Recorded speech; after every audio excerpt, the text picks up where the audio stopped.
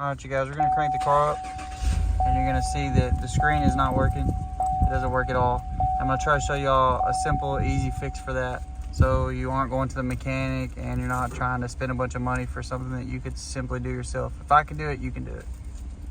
What is up, you guys? Okay, now I'm not quite sure if this is going to be the intro to this video. Matter of fact, it is going to be the intro to this video. I'm just going to cut to the chase and let you guys know that it was this right here that was our issue. So if you're having, obviously, if you've looked up this video and you're having the same issues I did, now I took you guys step by step through all the issues that could resolve this issue before spending this $1,000. Like, yeah, you have to buy this and have it programmed. But luckily we found a website. I don't know the name of it or anything. The old lady did it. But there's a website out there. Programs it to the VIN on your car and everything like that. So it already comes pre-programmed. But essentially the radio quit working in the Suburban. We have a 2016 LTZ Suburban, as you can tell by the title of this video. And it quit working.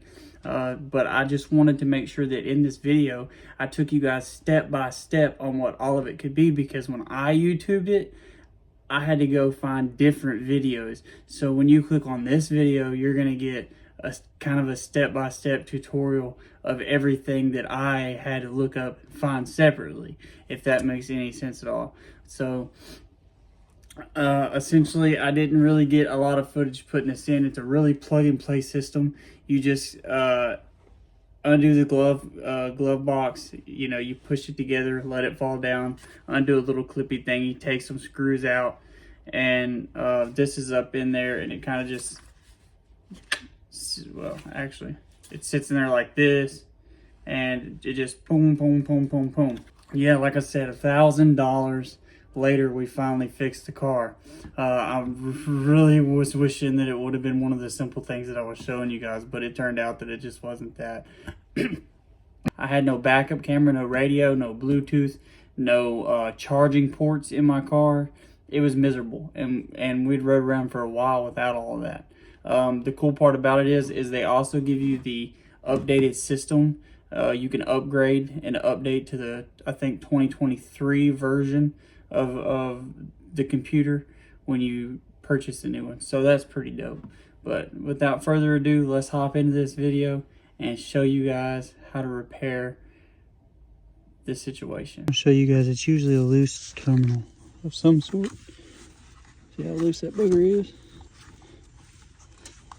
But you can loosen and undo this for about 10-15 minutes, and once you do that, it'll turn back on and save you a fortune in cost of mechanics and everything like that. So always try, most of the time, anytime it's an electrical issue, go to the battery, try to undo it, redo it, and that usually fixes the problem. Then go from there. But I'll show you guys. Hang on. Like I said, you guys, take this negative terminal off. We're going to want to pull it off for about 10 minutes, 10 to 15 minutes. And once we do that, it should wiggle right off at this point. We're going to leave it off. Once we do that, we'll reconnect it.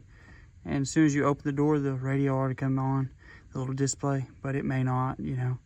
But it should turn on once you crank the car. And that didn't work, you guys, so we're going to resort to the next few steps, because there's a lot of different things that it could be. Fuses, instrument panels, wires, cords. We're going to try to figure it out. That way I can help you guys and y'all don't have to run to the mechanic and do it. We're going to try to figure it out ourselves. If not, then I'll tell you to go to a mechanic. Just want to show y'all another thing you can do is pop off. On the passenger side, you can pop this panel off. That number 20 fuse right there is going to be your fuse for your radio. The number 10 is going to be for your USB ports and stuff like that.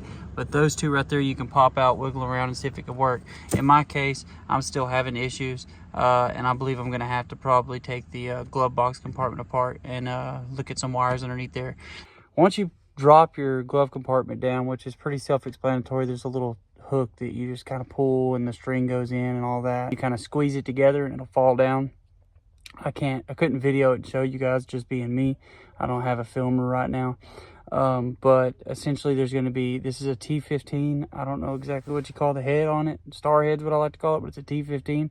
There's 5 T15 heads, and you take them out, 2 in the top, 3 in the bottom. You take them out, and then I'll show you guys the next step, which is the little wire, blue wire we have to mess with under there. And hopefully that's the fix to this problem.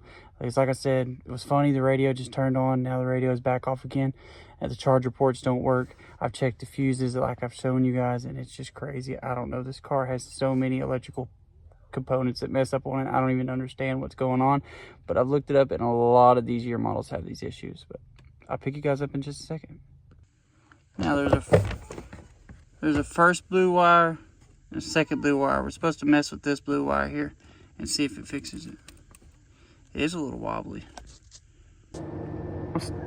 I'm starting to get a little bit bummed out, you guys. I don't know. I wiggled the wire like YouTube said.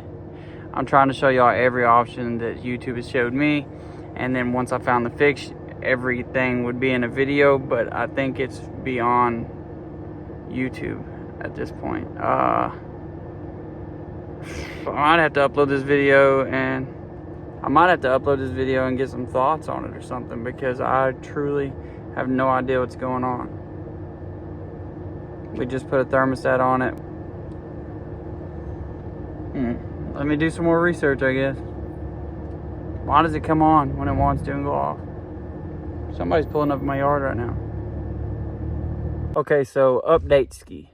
I looked it up, and I found out that control box under there we're messing with the blue thing not only has to be programmed by a dealership. I don't even know how much it costs, but that's what needs to be replaced. The car has been having all kinds of electronic issues, not just the radio.